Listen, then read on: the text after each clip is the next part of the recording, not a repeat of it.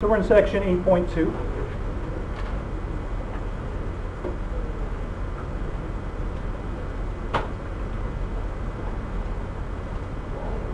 Talking about similar polygons.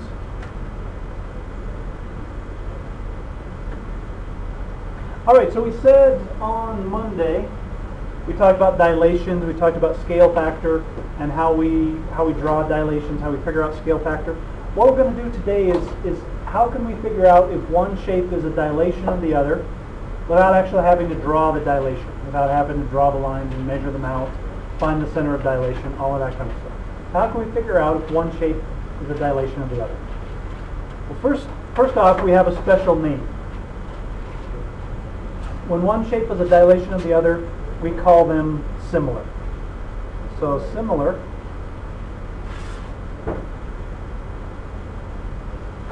means one shape is a dilation of the other.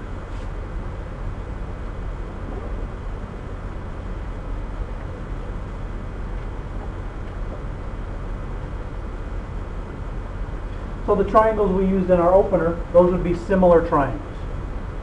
That's what we mean when we say similar, is that one is a dilation of the other. But when one shape is a dilation of another, there's specific things that happen to the shape. We know that we talked about how they change size, but they don't really change shape. They stay the same shape. But that certain things happen with our shape or with our figure when that happens. So we're going to write a postulate that has to do with how we know when two polygons are similar. So this is going to be our polygon similarity postulate. So first off, let's remember, we've talked about postulates a lot, but let's remember what a postulate is.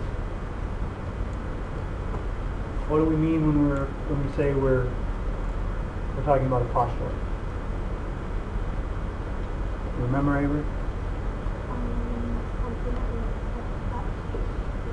Something that we accept as true without proof. So this is the thing for this section that we're going to accept as true without proof. Two polygons are similar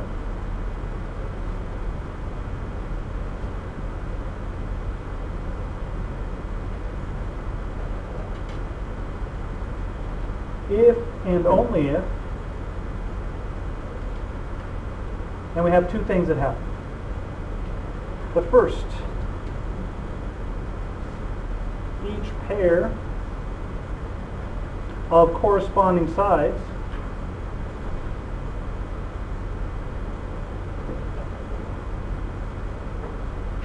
let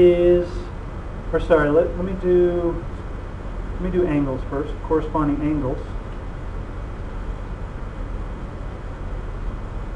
Each pair of corresponding angles is congruent.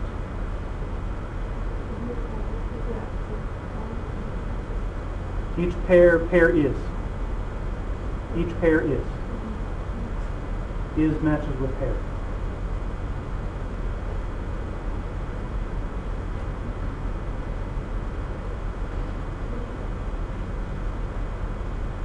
So that's our first condition. And our second, each pair of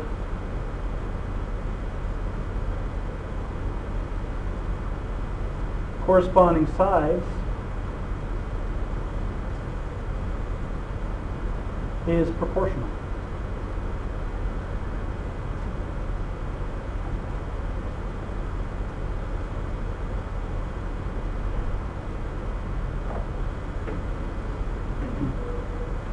So we need to remember two things here. We've talked a lot about corresponding sides, corresponding angles. So let's remember what corresponding means. What do we mean when we say our sides or our angles are corresponding? You remember, Lindsay?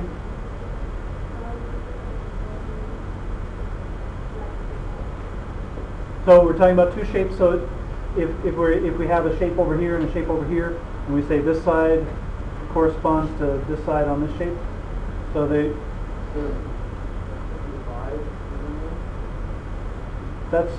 that's more, you're thinking more what proportional means. Corresponding means they match up. So when we talked about congruent polygons, we said the corresponding sides were congruent. They matched up. Here we're saying the corresponding sides are proportional. Corresponding means they match. They're in the same place on the two polygons.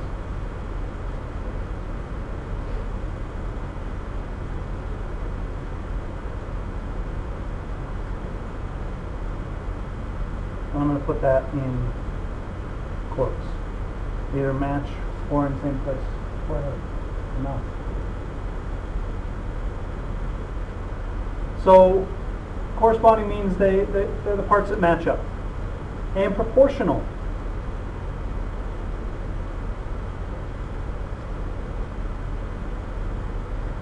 So I think that's what you were thinking of, Lyndon. Proportional means, you said divide evenly. Proportional means they have the same ratio or same fraction. Like 12 over 4? Like 12 over 4. Each one would have that same, each pair of sides would have that same fraction.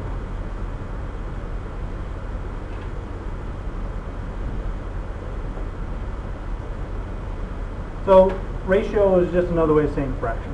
So when our sides are proportional, we say all the sides are making the same fraction. When you match them up, each pair of sides makes the same fraction.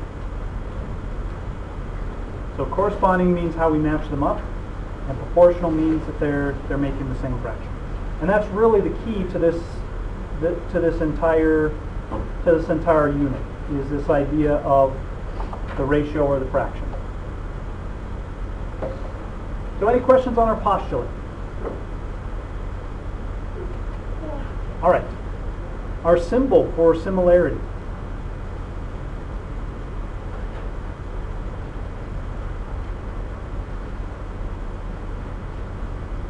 It's just a squiggle. So we could say, if we were talking about triangles, we'd say triangle ABC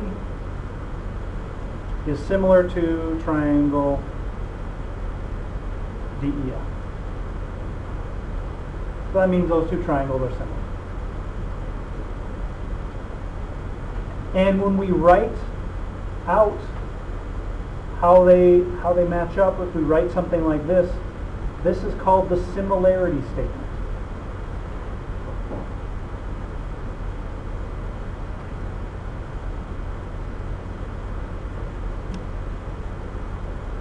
So before we talked about a congruent statement, this is the same thing. We just list the vertices in order of how they match up.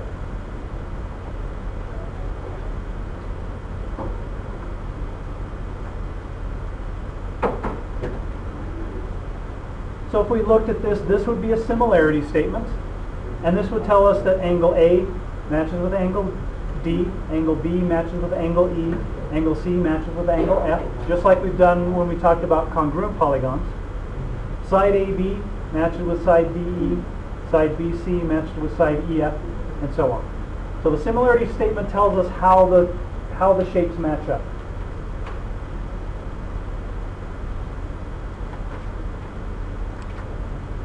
So let's look at a few examples using this idea of similarity and the angles and the sides. I'm going to draw a couple of parallelograms here, and we want to decide if they are similar. My drawings are not going to be to scale, just so you know.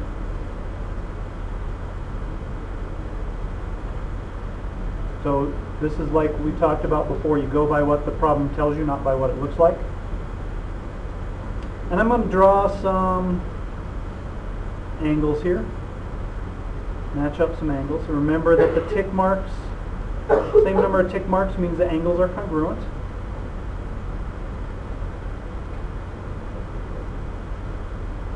And I'm going to label some sides.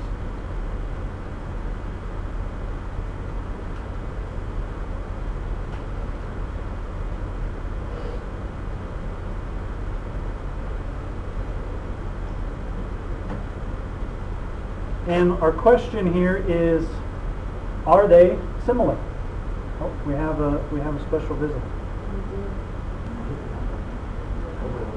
All right, and our question on this example is, are they similar?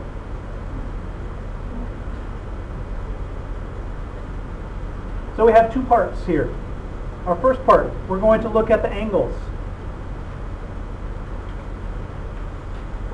Do pairs of corresponding angles, are pairs of corresponding angles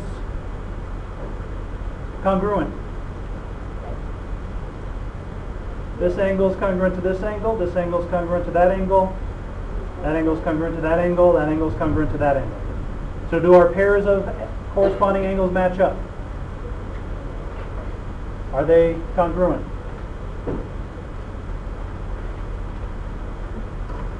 What do you think, Thomas? The pairs of corresponding angles, yeah. Yeah, this is congruent to this is congruent to that, that's congruent to that, that's congruent to that. So our pairs of corresponding angles are congruent.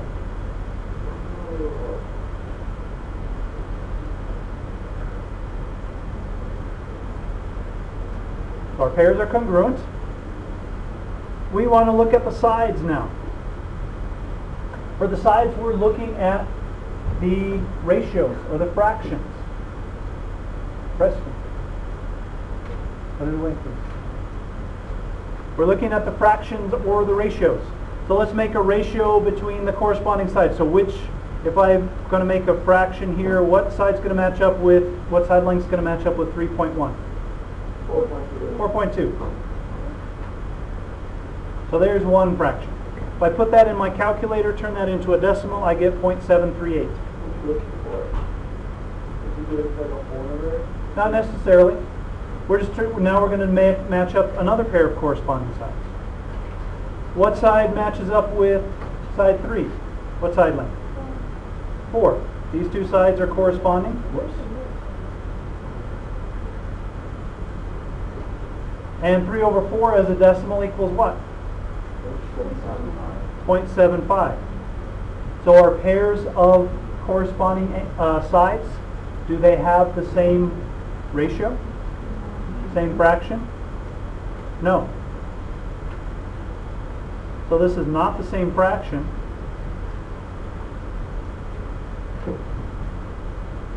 So these two shapes are not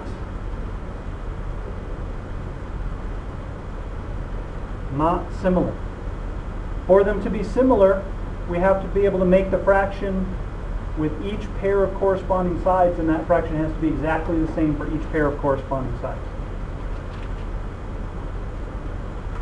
So these two shapes would not be similar because the sides are not proportional. They don't have the same ratio.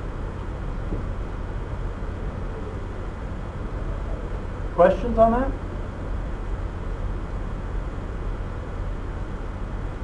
Okay, let's look at another example. Before we do this next example, though, I want to give you a reminder.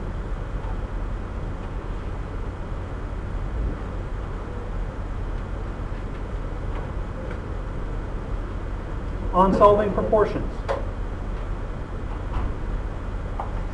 Solving proportions is really going to be one of the keys in this chapter. So if we have something like A over B equals C over D, some proportion. How do we solve a problem when we have two fractions on either side?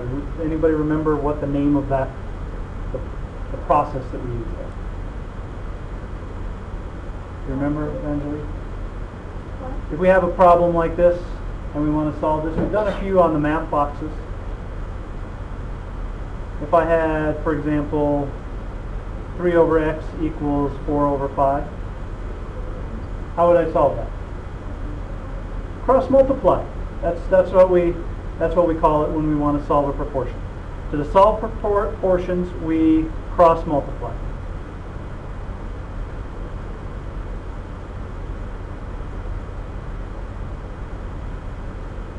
And if we have just letters like this, when we cross multiply, we get A times D equals B times C, and then we can solve our problem however we want. If we have numbers in here like this, I'm going to cross multiply and I get 4x. I multiply across here, equals 15, and then I would divide by 4, x equals 15 divided by 4, whatever that comes out to as a decimal. So to solve proportions, we cross multiply. Cross multiplying is going to be probably the main thing that you do in this chapter to solve problems, is cross multiplication. So I just wanted to give you a reminder on how we solve proportions. So let's do an example where we have to solve a proportion. So in this example, we're going to talk about a couple of polygons. And we know that ABCD is congruent to, or not congruent, similar to WX, YZ. Now let me draw my pictures. And again, these are not to scale.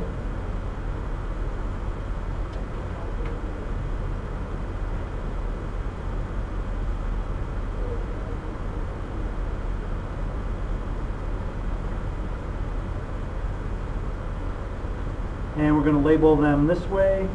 This is W, X, Y, Z. And this is A, B, C, D. And remember, when we label polygons, we go around in order. So this says A, B, C, D. We have to go around A, B, C, D. W, X, Y, Z. We're going around in order this way. I'm going to put some side links here. This is 10.5, 14, 7, and 7. This is 2, this is 3, this is 2, and this side is question mark. And our problem is to find the question mark. Find that length of that side. Find the length of side DC.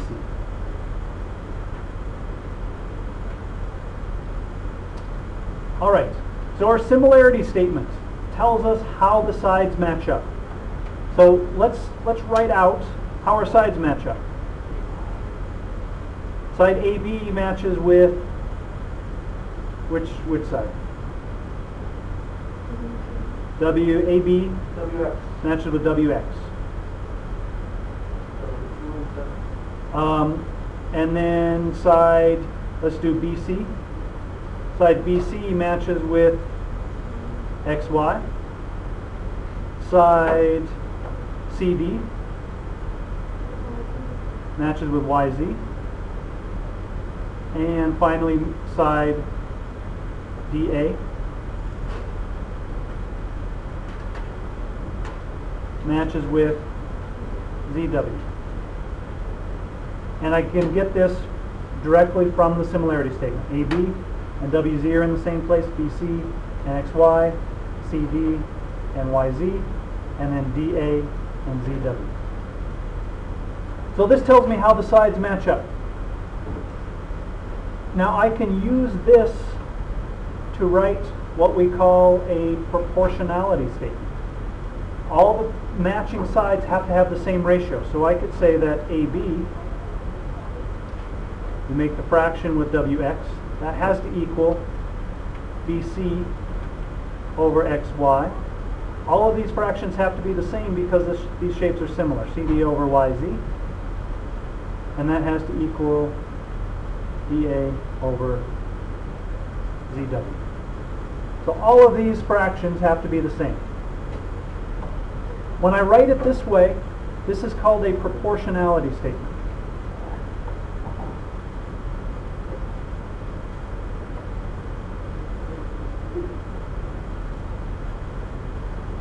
The proportionality statement tells us the way the sides match up just like the similarity statement does. This tells me that AB and WX match, BC and XY match, CD and YZ, and DA and ZW. So the proportionality statement and the similarity statement tell me the same information. We're going to use our proportionality statement to figure out our problem. So I'm going to say that DC, our question mark, the part side that we don't know, So which side are we matching up with side BC here? Or CD? YZ? How long is YZ? YZ is 14. So question mark over 14, that fraction has to equal any other fraction we make with corresponding sides. So let's do AB on this shape and use WX. WX is 7. The question mark over 14 has to equal 2 over 7. The corresponding sides have to have the same fraction. So now I cross multiply and I get question mark times 7 equals 28. Divide by 7 and my question mark equals 4. No, we just did 14 times 3 divided by 7. That's what we did. 14 times 2 is 28, divided by 7. Okay. So we made our ratios between the corresponding sides. Question mark, whatever this one was, corresponded to 14, and AB2 corresponded to 7. And we said those have to be the same since the figures are similar. Yes?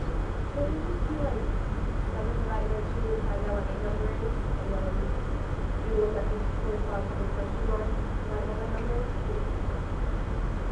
Yeah, that would work. It's that's really the same idea. It's just kind of going about it in a different way. Yeah. But yeah, that idea works. That process works the same way. And the important thing to remember when we're doing our ratios is that we do it in the same direction for each fraction. So I did this shape divided by the length on this shape. I have to do it the same order on the other fraction. So if we go big to small, I have to go big to small on all the fractions. If I go small to big, I go small to big on all the fractions. So you just keep them all in the same order. But this idea of setting up these ratios and then cross-multiplying is really the big idea of this chapter. With similar figures, I can set up these ratios and then cross-multiply to solve my problem. Questions? That's really all there is to this part of this chapter, is the idea that similar polygons are angles, are congruent, and the sides are proportional. Okay.